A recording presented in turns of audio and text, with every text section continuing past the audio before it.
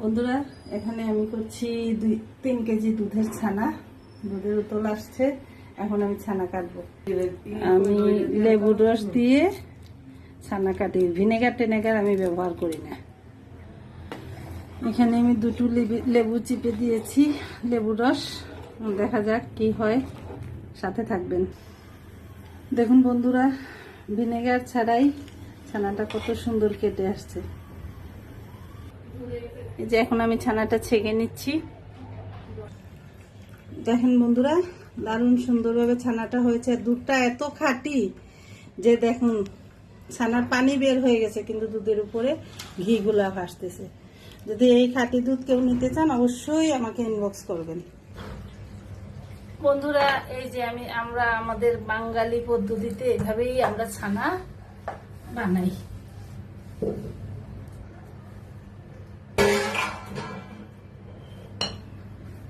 একটা থালা লইল।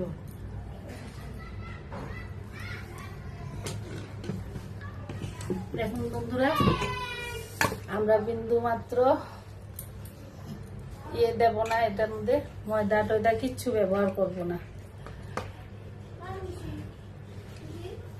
কত দারুণ হয়েছে। এবার ছানাগুলোকে পিস পিস করে কেটে ফেলছে আমাদের বৃষ্টিমণি। বন্ধুরা, আজকে সব রান্নাই আমাদের যৌথ প্রযোজনায় হচ্ছে, একজন না। বৃষ্টি, মুক্তি, মেঘ সব আছে, বিদ্যুৎ শুধু নেই।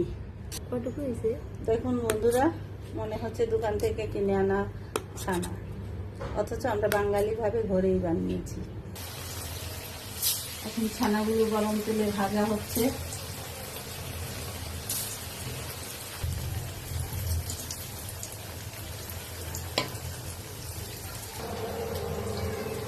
দেখুন বন্ধুরা, ছানাগুলো কত দারুণ দেখাচ্ছে। এবার তেলের মধ্যে আলু দিয়ে দিলাম। এখন হলুদ লবণ দিয়ে আলুটা ভাজা হবে। আলুগুলো ভাজা হচ্ছে। এখানে নিয়েছি ছানার তরকারি সব মশলা, জিরা বাটা, আদা বাটা, কাজু বাদাম বাটা, হলুদ, গরম মশলা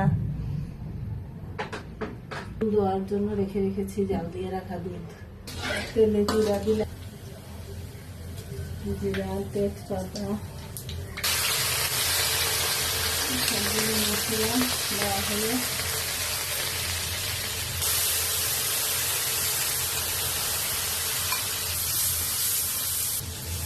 এখন দুধটা দিয়ে সবগুলো মশলা ভালোভাবে দুধ দিয়ে মশলাটা কষানো হবে।